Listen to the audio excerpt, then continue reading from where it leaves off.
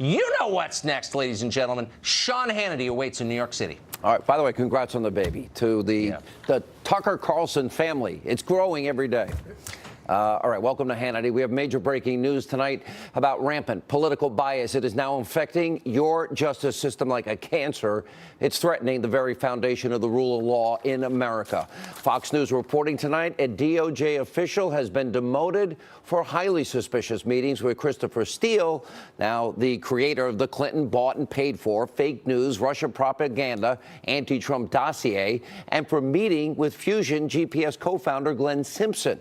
We have all the details. Also, FBI Director Christopher Wray is grilled by lawmakers. Wait till you see this epic showdown on Capitol Hill over the Trump-hating FBI agent Peter Strzok, over the rampant political bias in the special counsel's office, and, of course, the corrupt Clinton email investigation.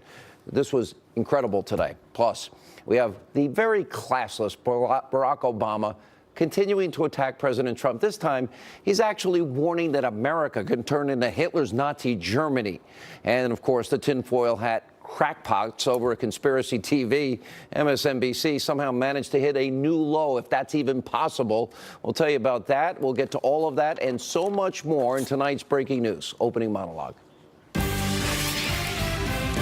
It gets deeper and deeper every day. We start with breaking news. Another glaring example of political bias at your Department of Justice. Our very own James Rosen. He joins us tonight with an exclusive report. James, gets bigger every minute. Sean, good evening. When Fox News first queried the Justice Department about Associate Deputy Attorney General Bruce Ohr, a top official just 4 doors down from Deputy AG Rod Rosenstein, we were told that Ohr had been stripped of his title in his office a few hours before our inquiry. Later, DOJ told us that Ohr had lost that job because he is also and remains director of DOJ's Organized Crime Drug Enforcement Task Force, and that his wearing of 2 hats was, quote, unusual. Finally, this afternoon, DOJ officials acknowledged the real reason for Ohr's stunning demotion yesterday, namely that he withheld from superiors his meetings last year with 2 controversial figures. Investigators for the House Intelligence Committee have uncovered that Ohr met with Christopher Steele, the former British spy who authored the infamous anti-Trump dossier with input from Russian sources. And he also met with Glenn Simpson, the founder of Fusion GPS, the opposition research firm that paid Steele with funding from the Clinton campaign and the Democratic National Committee. The dossier was given to the FBI in July 2016, around the same time that Donald Trump accepted the GOP nomination. Former FBI Director James Comey has described the dossier as a collection of salacious and unverified material about Mr. Trump and his associates. I'm not sure when the FBI first took possession of it, but the media had it before you had it and we had it. At the time of your departure from the FBI, was the FBI able to confirm any criminal allegations contained in the Steele document? Mr. Chairman, I don't think that's a question I can answer in an open setting because it goes into the details of the investigation. Republican investigators from the House Intelligence Committee issued a fresh subpoena on DOJ today for information on Bruce Ohr. They are looking to determine whether the Democratic-funded dossier was used to obtain FISA surveillance on a Trump campaign advisor named Carter Page. Sean. Big question. James Rosen, thank you tonight from Washington.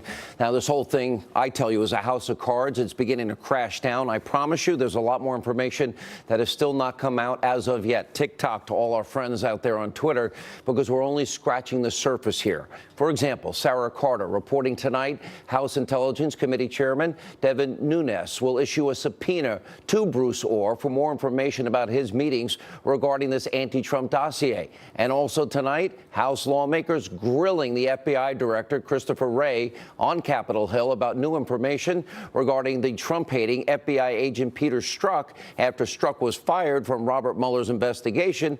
Why? For bashing Trump in text messages to his FBI official girlfriend, also part of the team.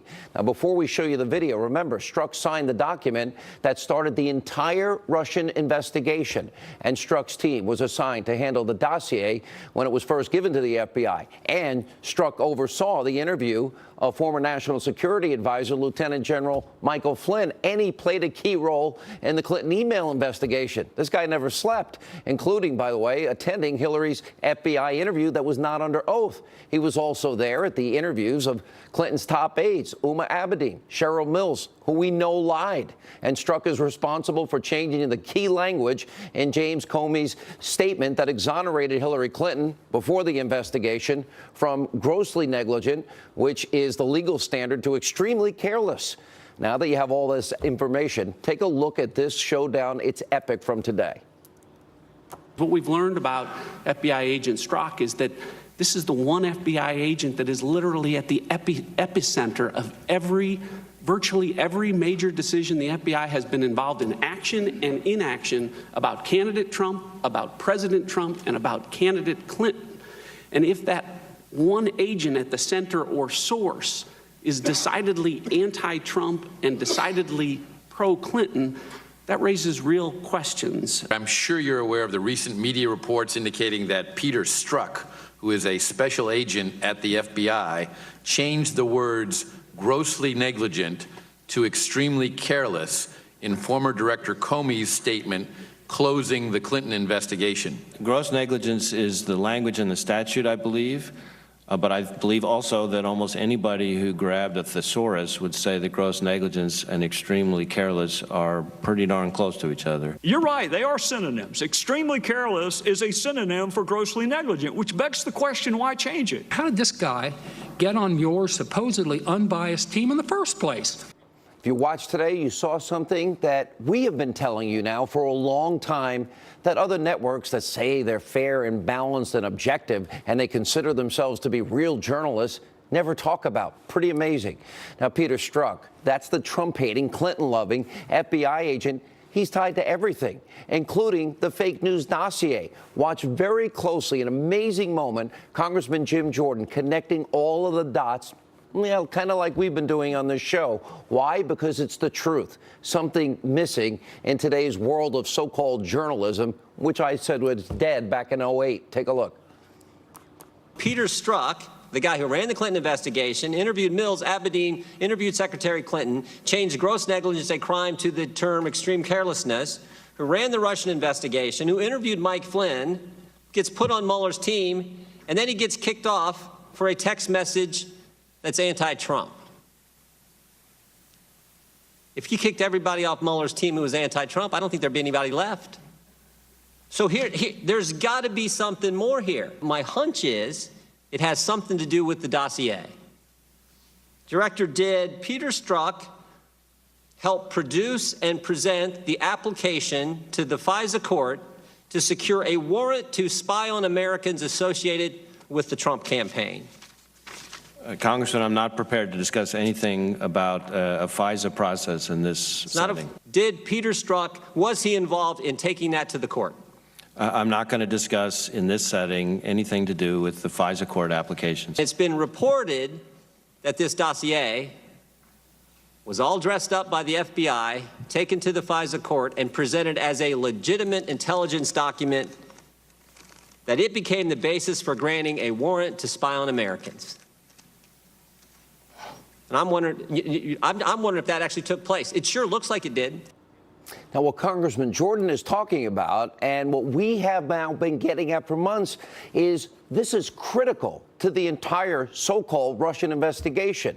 You got everybody in the liberal, mainstream, destroy Trump media trying to make this all about non-existent Trump-Russia collusion. It's been a year, no evidence, but they've all been missing the point, and frankly, deliberately misleading and lying to you, the American people. They're lazy and they're overpaid. It's pathetic. The big story in all of this is the growing possibility, yes, it's emerging, that the FBI used the Clinton bought and paid for Russian dossier to obtain a FISA warrant to spy on American citizens that were connected to candidate and then President-elect Trump. Now, that would be weaponizing the very powerful tools and using them against an opposition party in an election year. Now, let's be clear here. It's not a smoking gun quite yet, but it's coming. But that's all where the signs now are pointing to. We'll follow this every single step of the way. We're ahead of the curve. Please stay with us. And one more very important point. Can anyone explain to me, anybody at all, how Robert Mueller's investigation can be described as fair, impartial, not biased? Let's imagine for just a second it's you. It's your family member or somebody that you love and care about, your friends. Would you really want Robert Mueller and his team of partisan political hacks investigating you? Would you want a group of people that donated over $50,000 to the Democrats and filled with unethical officials and attorneys coming after you that hate one candidate, love the other candidate? Would you really trust them to be fair? Do you think this is how the justice system is supposed to work? Because I don't think so. And also tonight, yes, no class, Barack Obama back again. What is he doing? Launching a new far-left attack against President Trump, warning that America could turn into Nazi Germany. Now, he's speaking at the Economic Club of Chicago, and Obama said the danger today is, quote, growing complacent. We have to tend to this garden of democracy or else things could fall apart quickly. That's what happened in Germany in the 1930s, which, despite the democracy of the Weimar Republic and centuries of high-level cultural and scientific achievements, Adolf Hitler rose to dominate. 60 million people died, so you got to pay attention, and you got to vote. All right, very cute, very clever, comparing the president in a subtle way to Hitler and Nazis. Obama, by the way, how are your unrepentant domestic terrorist buddies, Bill Ayers and Bernardine Dohrn, doing? Oh, and by the way, please send our best wishes to the Church of GD America and the Reverend Jeremiah Wright. Now, the former president is obviously sick, pathetic, and twisted in this obsession with President Trump. He's kind of like everybody in the media. And every single chance Obama gets, whether it be here or at home, overseas, doesn't matter, he's trashing, trying to undermine the president. Maybe he can't get over the fact that his record was atrocious. Maybe he needs to take his own advice and accept the results of the election.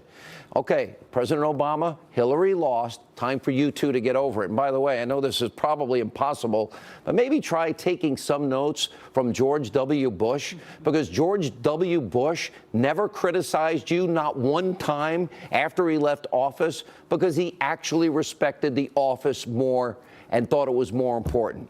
Finally tonight, over at Conspiracy TV, MSNBC, Crazy Liberal Joe and his cohorts over at that network, well, they're at it again, now stooping to a new low, attacking and trying to discredit the president in a segment only Chicken Little could be proud of. Liberal Joe and his panel of never Trump-hating sycophants had a collective meltdown during some deranged and reckless speculation about the president's health. Watch this.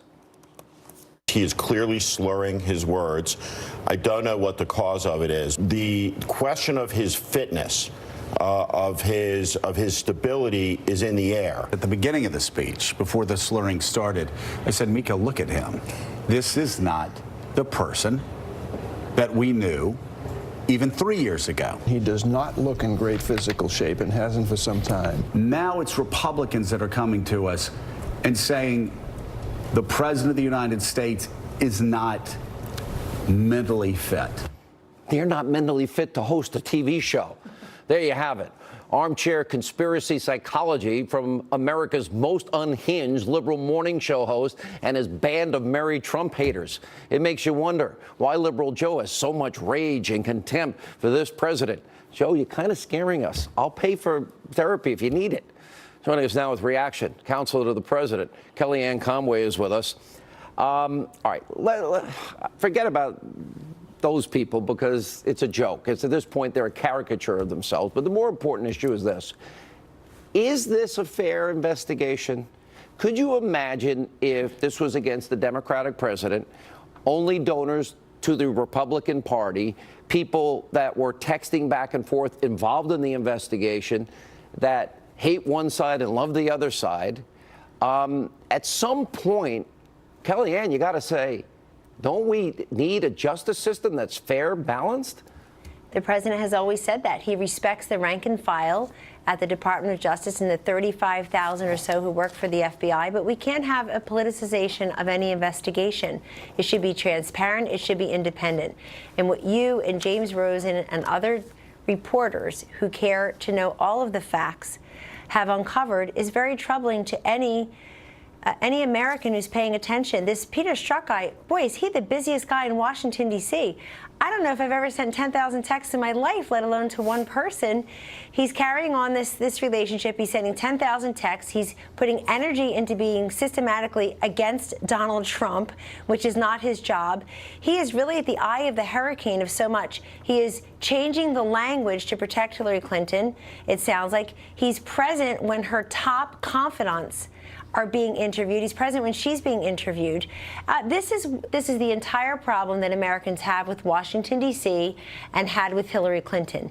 The idea that she's always above the law, there's a double standard, and Sean, anybody, and this includes everybody, who has wasted all of 2017 talking about Russia, Russia, Russia in this investigation, they are duty-bound to cover this aspect of the investigation. This guy in the Department of Justice, he's 4 doors down from his boss, the Deputy Attorney General.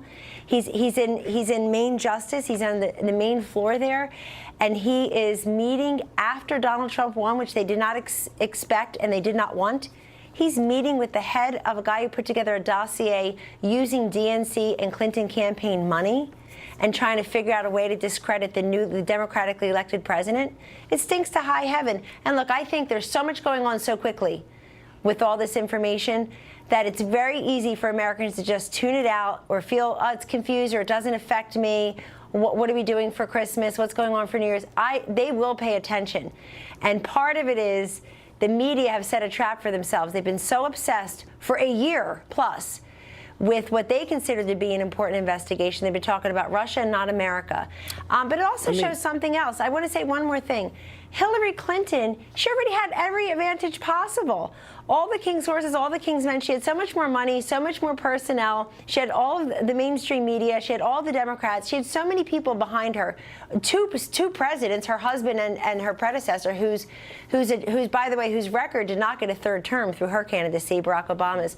She had all these advantages. And then after she loses, she still has advantages. She still has people going for her. Donald Trump won on the issues. He was a much better, brilliant communicator and messenger. His ideas prevailed, hers failed. And this idea on his health is offensive. I won't even dignify it except to say, remember when Hillary Clinton folded like an accordion in front of the whole world on 9/11? We said nothing about it the whole day at the campaign, zero. She folded in front of everyone. And apparently she had pneumonia 2 days earlier. And you know what she did that night? She was at Cipriani with her high-class donors, calling the rest of us irredeemable and deplorable with pneumonia. Then she takes 5 days off before the debates. Donald Trump's doing 7 rallies a day and showing up to the debate to beat her. She's taking time off to rest, and we're going to talk about his health. It's a joke. The man's the most energetic, engaged person I know. I do remember her collapse and a bunch of other issues that came up during the campaign. Kellyanne, good to see you. We appreciate it. And, thank you. Thank you so much. By the way, those images you're seeing, Ventura County, San Diego, California, you have these wildfires now raging out of control. You have the high-blowing Santa Ana winds coming in. It has really, these are chilling photos. We'll keep an eye on it all throughout the night tonight. Here with more reaction first, though, is Salem Radio nationally syndicated host Larry Elder, former Secret Service agent Dan Bongino. Dan, look, we got to be careful. I respect rank and file, Secret Service, FBI, intelligence people. That's not what we're talking about. We're talking about the highest level within these agencies, clearly covering up for Hillary Clinton before they ever investigate, and literally applying one double standard after another, using pro-Hillary, anti-Trump prosecutors to do it. This literally is a threat to our entire legal system if this holds up. Your thoughts? You know, Sean, I'm really terrified right now. And, you know, I know that may sound hyperbolic to some of the Democrats listening, but I mean it. As a former federal agent who's been inside both the White House and inside the federal government, do you realize the awesome power the federal government has? It's so powerful that a sitting president, the most powerful man in the world, has been targeted by it, by a clearly political process. This is not a criminal process. This is a political process. And there's nothing he can do.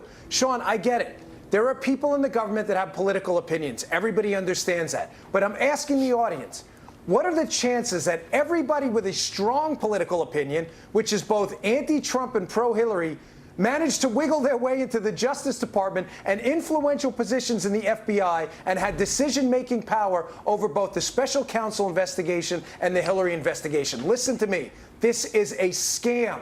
And if this is allowed to proceed, Americans' faith in the constitutional republic is going to be shaken, I promise you. Larry Elder, let's put on your legal hat for just a second. Maybe some people, most people know you're a lawyer. Look at this from a legal perspective. You know, we're talking about illegal surveillance, unmasking, the leaking of raw intelligence, perhaps. Then we've got, of course, a Hillary Clinton bought and paid for dossier. Questions about, the dossier that she bought and paid for, was it used to get a warrant to literally surveil an opposition candidate in an election year and then surveil a president-elect? These questions are chilling enough. And then you've got the anti-Trump bias, pro-Hillary, appointees of Mueller. How do you untangle this web? You know, I remember when Mitch McConnell said the best thing I could do for the country is to make Obama a one-term president. He got hammered. He was called racist by Morgan Freeman, among other people. Can you imagine what they'd be saying if President Obama was being investigated for reasons this weak, this thin, this lame? The Republican Party would be accused of being racist, and the accusers would be right. This is a joke. Can you imagine if Obama was being investigated by people who had made contributions to John McCain or to Mitt Romney, and had sent text messages slamming him? Agreed. I mean, it's insane. It's insane. And then to pay for this dossier, and the dossier apparently was the trigger to go to the FISA court to get a warrant to surveil members of the Trump team. It is incredible to me that this is going on in this country. And again, if the shoe were on the other foot with the same fact pattern and they were going after Obama, the country would be on fire. You'd have people screaming bloody murder. Yeah, I have friends of mine retired currently, FBI, and I know you do, Dan Bongino, and they are apoplectic over what is going on here. They see clear. They feel like the president feels that this agency, these agencies that they love and have devoted their lives to, is rightly come under criticism for those at the top with what they're doing and how they're doing. When have you ever heard of an exoneration by the FBI changing language, the exoneration before the investigation? How could anybody, by any definition, say that is fundamentally just in any way? You can't, Sean. The Justice Department failed us. I'm sorry. It let us down. I agree with you. I know the rank and file, the men and women. They're great. It's not their fault. But, Sean, the single most important question right now, I believe, in the American political process, is special counsel, everything going on. The single most important question was asked by Jim Jordan today. Was the dossier, a political opposition research document, used to get an affidavit to spy on what would have been, under any other circumstance, a law-abiding American in Mike Flynn?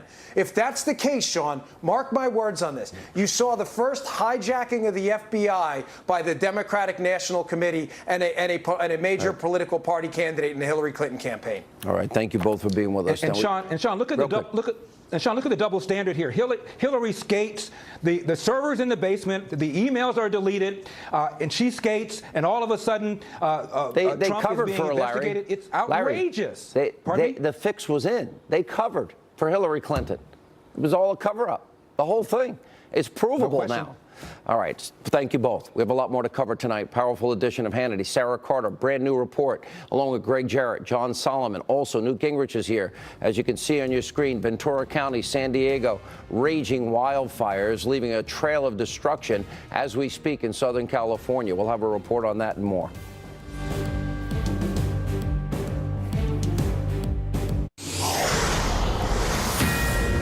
Fox News alert, wildfires continue to devastate California tonight, according to a fire official. Now 439 homes and buildings destroyed by these wildfires north of Los Angeles. We'll have a live report coming up later in the program. Back to our top story. We have a senior Justice Department official. His name is Bruce Orr. He was demoted because of his ties with Fusion GPS. That, of course, the firm responsible for the dirty Russian anti-Trump dossier bought and paid for by Hillary and the DNC.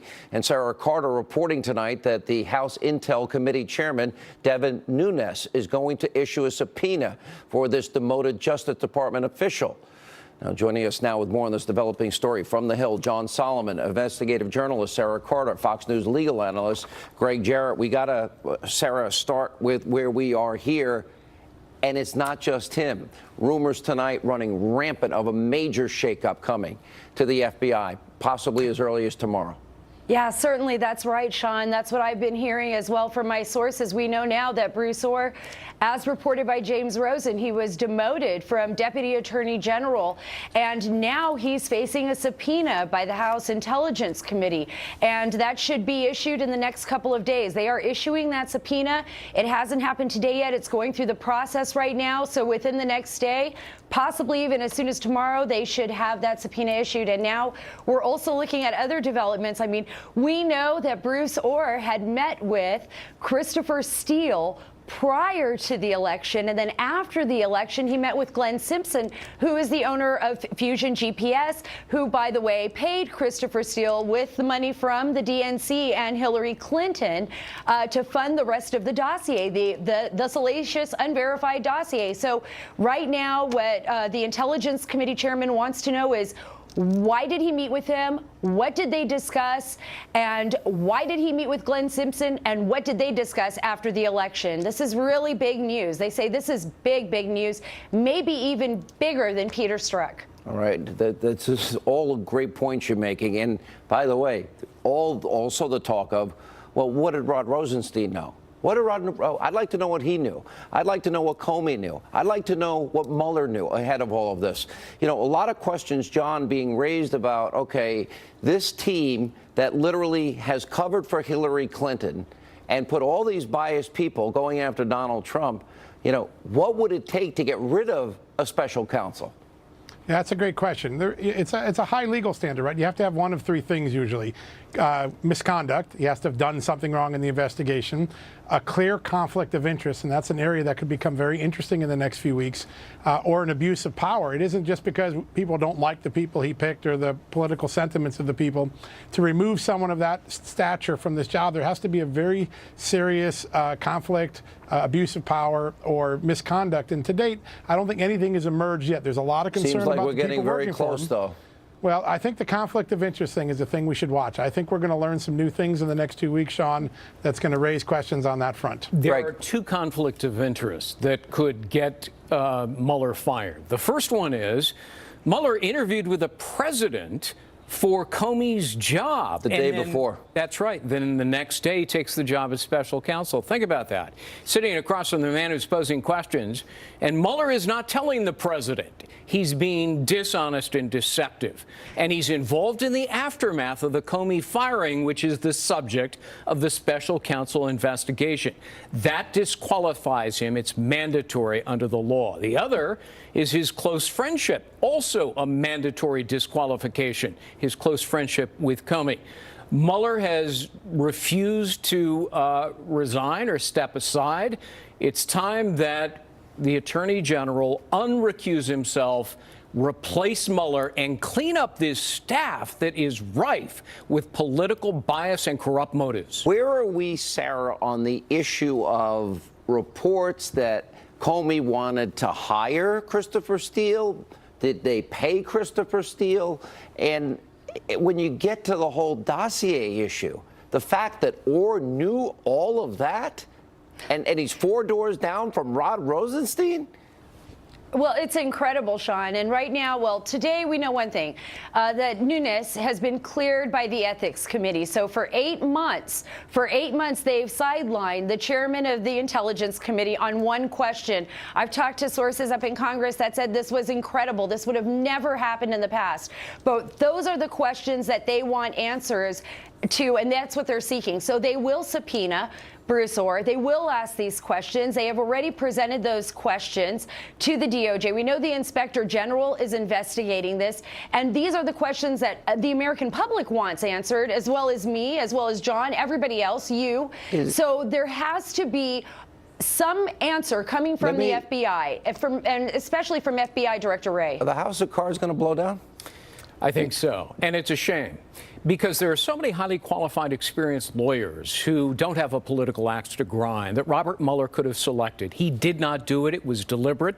It was by design. Instead, he stacked it with people with egregious political biases, people who, in one case, defended the Hillary Clinton Foundation, in another, defending her top IT aide. I mean, these are people who should be nowhere near this investigation of Clinton's opponent, Trump. John, knowing all you know and what's likely coming, how bad does this get for Mueller? You know, I think there's a very important question that hasn't been fully focused on about Peter Strzok, and that is he was in a counterintelligence position on two of the most important investigations of the last year, Trump and Clinton. Counterintelligence agents are the focus of foreign powers. He engaged in an affair, if the reports are true. What's the one way a foreign power compromises someone? Through sex and affairs? And then after it's revealed that he had an affair, and it was with a fellow FBI agent, the FBI department, which was talking about its integrity today, where did they put him? They put him in human resources, like he has some expertise on following the rules. It's amazing to me. I think there's more questions to be about whether he was in a compromised position because he had an affair. It was epic at this hearing today. I mean, seriously, what the Republicans did is everything we've all been talking about. It's getting interesting. Thank you all. When we come back, Tomi Lahren, Jessica Tarlov weigh in whether Senator Al Franken should have resigned today. Also, Newt Gingrich reacts to Mueller's partisan witch hunt as we continue.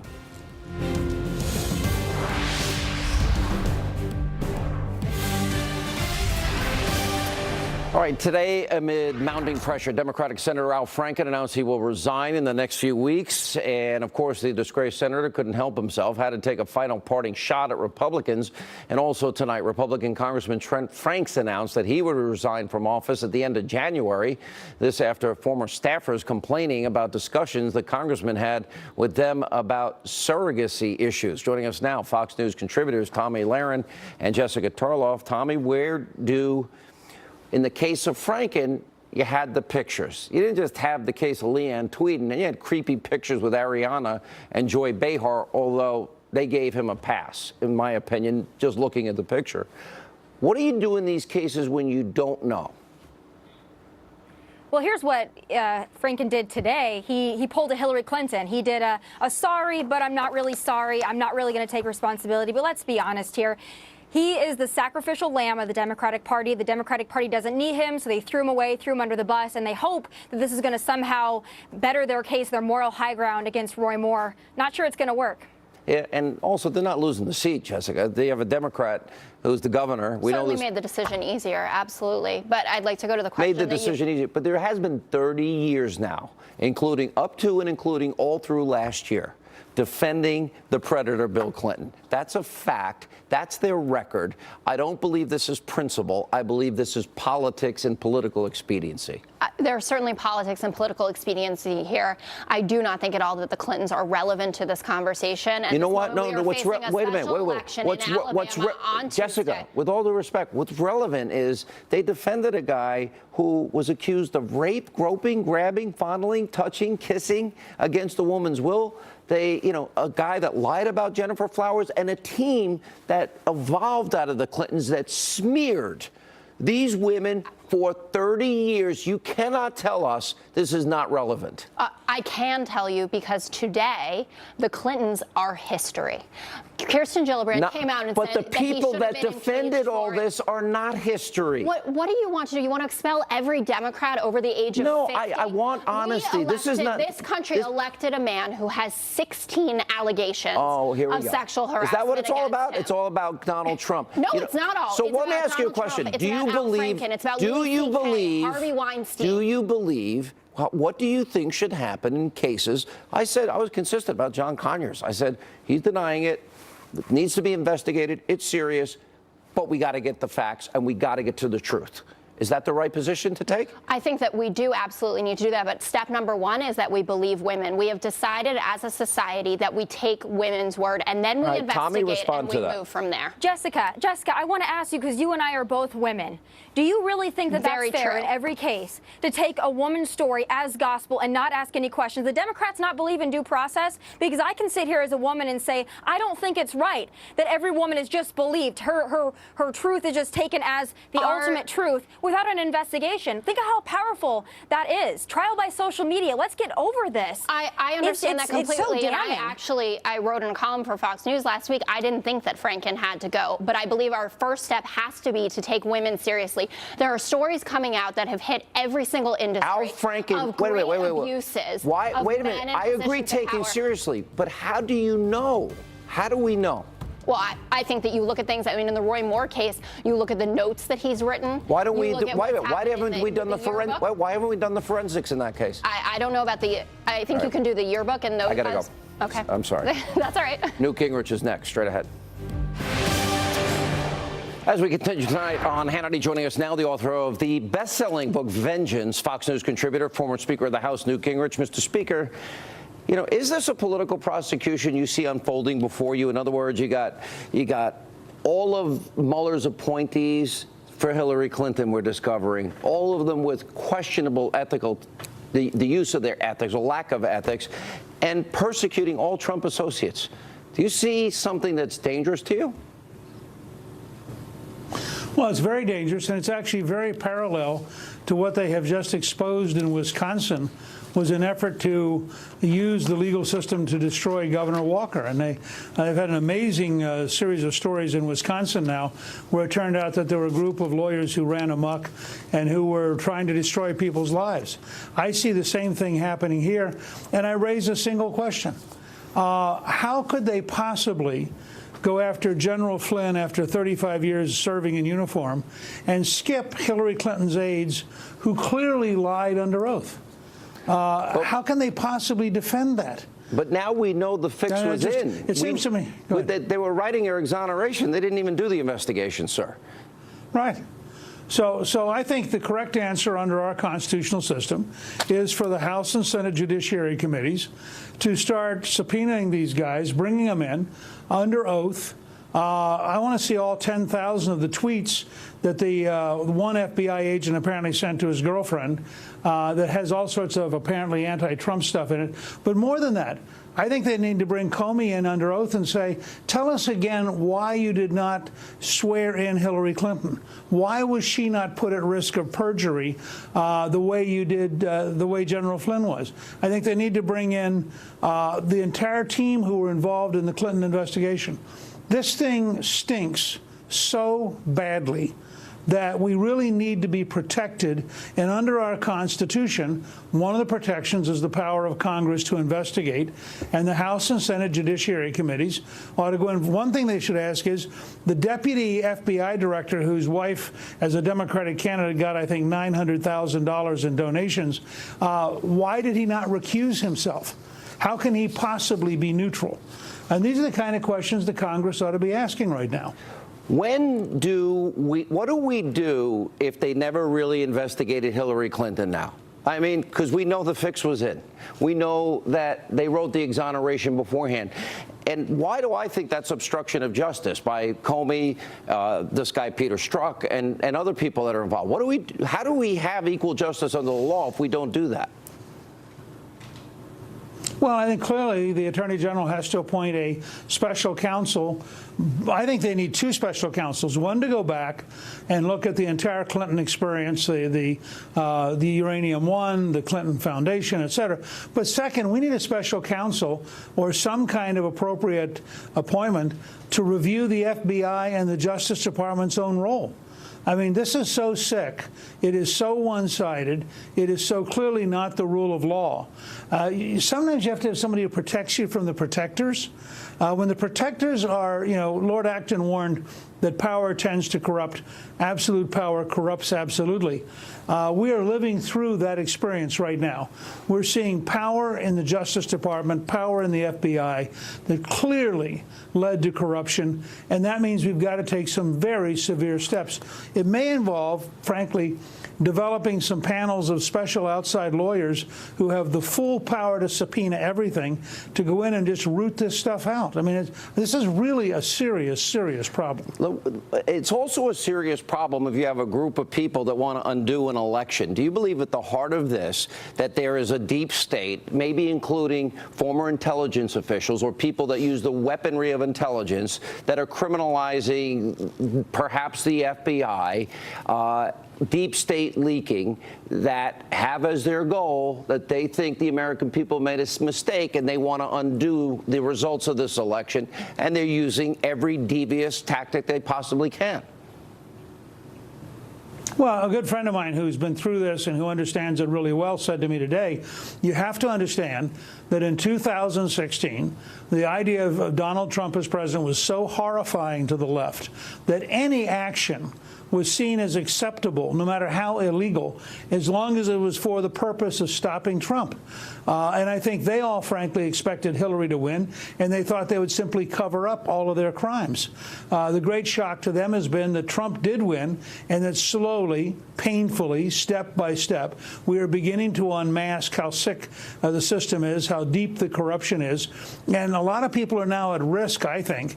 I think Mueller's at risk. I think Comey's at risk.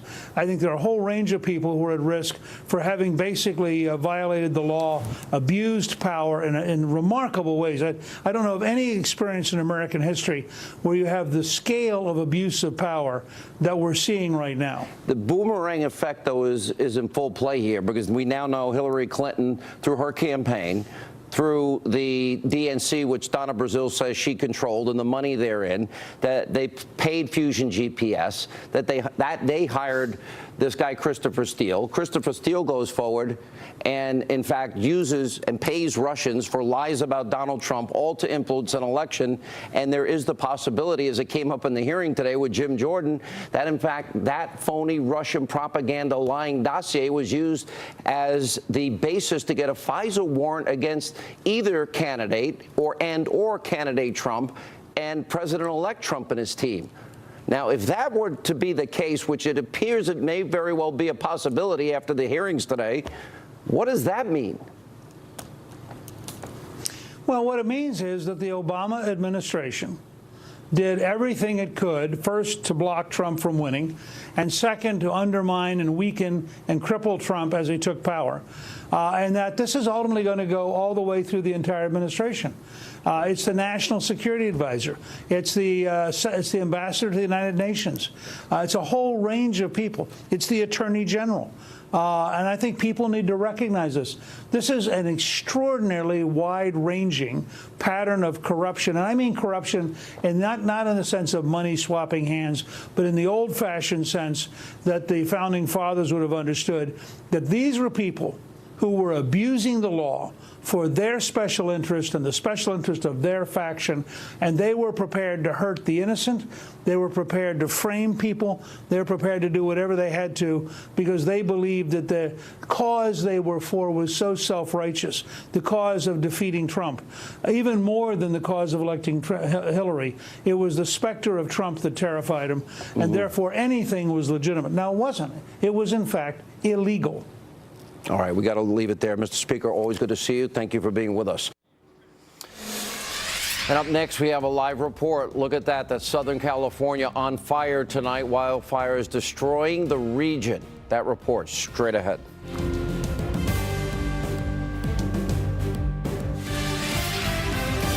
Sadly, tonight, wildfires continue to sweep all across Southern California for another day. Joining us now on the ground in Ventura County, California, Fox News senior correspondent Adam Housley. By the way, and I don't know if the audience knows, you went through this in Northern California. I live 30 minutes north of Ventura County. I know the area well. Also in San Diego tonight. It's so sad to watch this. Yeah, Sean, fires seem like starting at least one big one a day. This one here is one of the many parts, many fronts to this fire, the Thomas fire. We've been talking to you a lot last night about it. We're just outside of Ventura heading towards Ojai, and as you can see, these flames are pretty significant, and this is just one of about 5 or 6 other major parts to this fire that are still burning like this. The good news right now is there's no wind, but the bad news is you can see this thing is still burning very strong, in fact threatening homes in a number of places. As we show you this live here, I want to show a quick view of San Diego. A big fire started there today, actually 2 fires down there, and one out near Riverside. This one down in San Diego is the biggest, more than 2,000 acres already. Some homes have burned and 18,000 people have been evacuated. So, Sean, the firefight continues here in Southern California. The red flag alert remains until Saturday. All right, Adam, thoughts and prayers with all the people there. Hope they please stay safe, and very dangerous, and especially with the Santa Ana winds when they come kicking in, very dangerous. It spreads all over. That's all the time we have left this evening. We are always going to be fair and balanced. We are not ever promised the destroy Trump media. We're different, and we were proven right in that hearing today. We'll stay on the case, I promise you that. Let not your heart be troubled. The news continues. Laura Ingraham in D.C. Hi. Hey, Sean, great show, and I have some incredible news to share with the Fox viewers tonight. Welcome to the Ingraham Angle.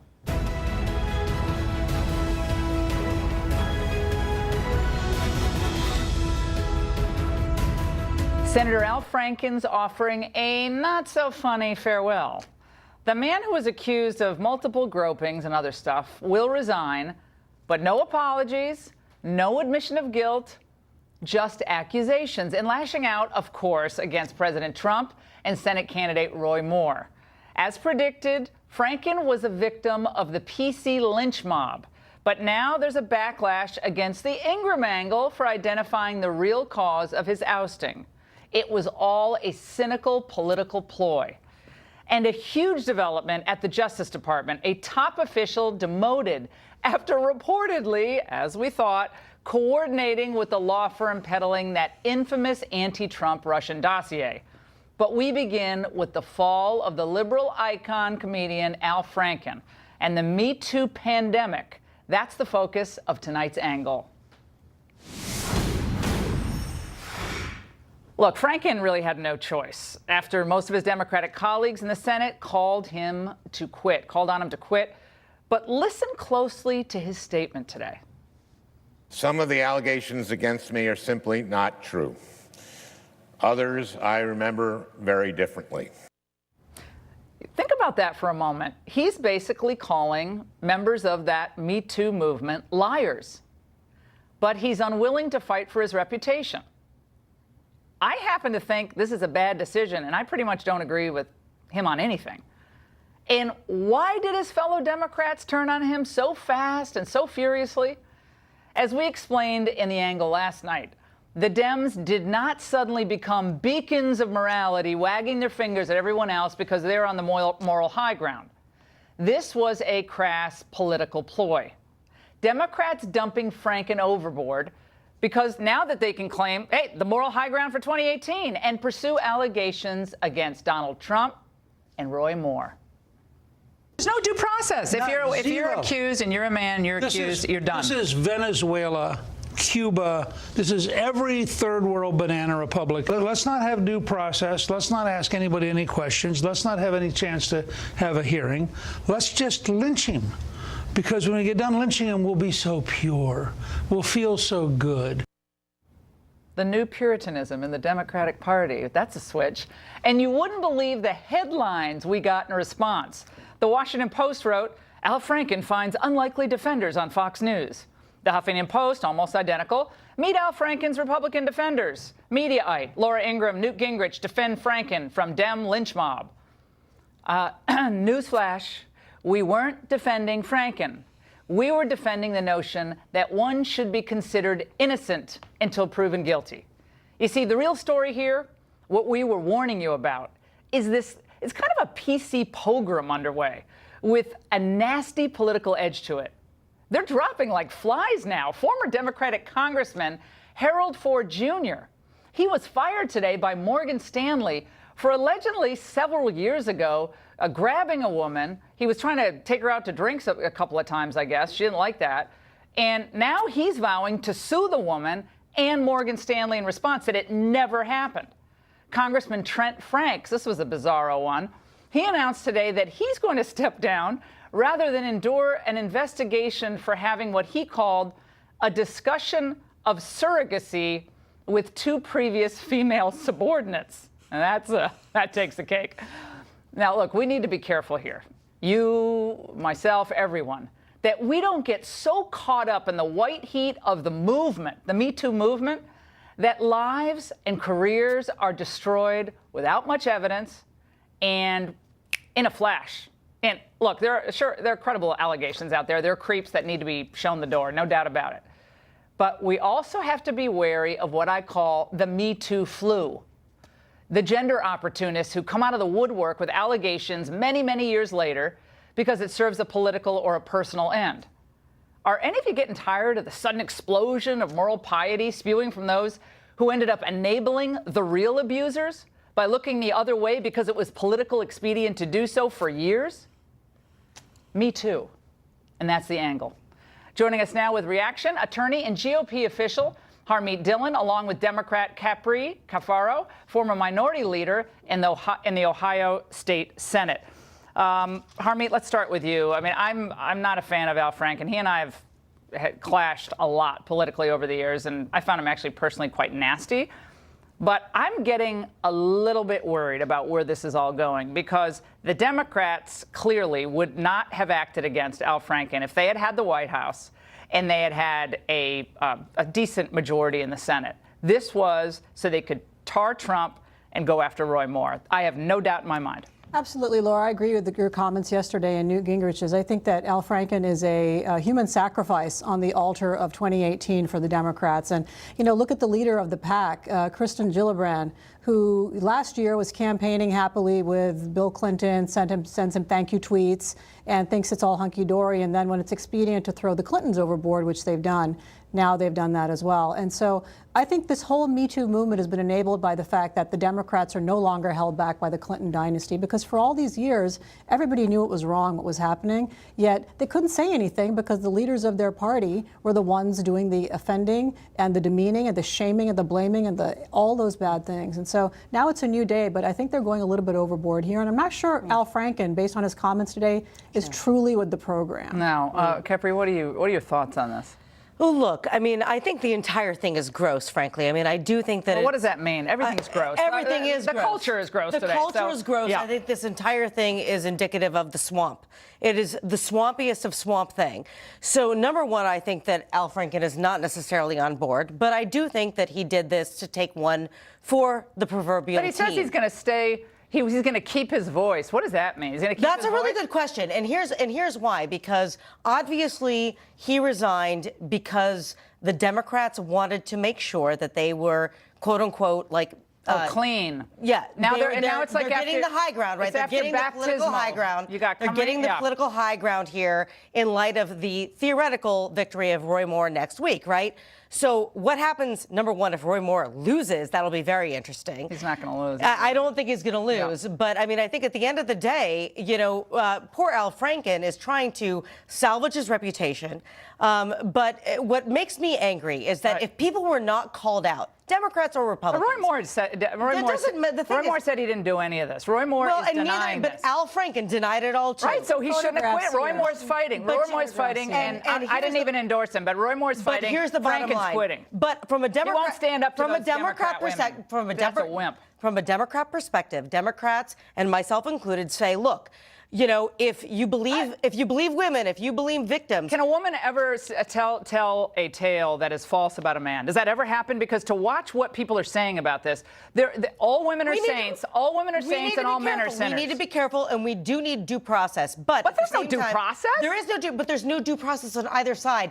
It needs to be equitable. The bottom line is it needs to be equitable. Democrats and Republicans alike. This is what I say, Harmeet. A mere allegation.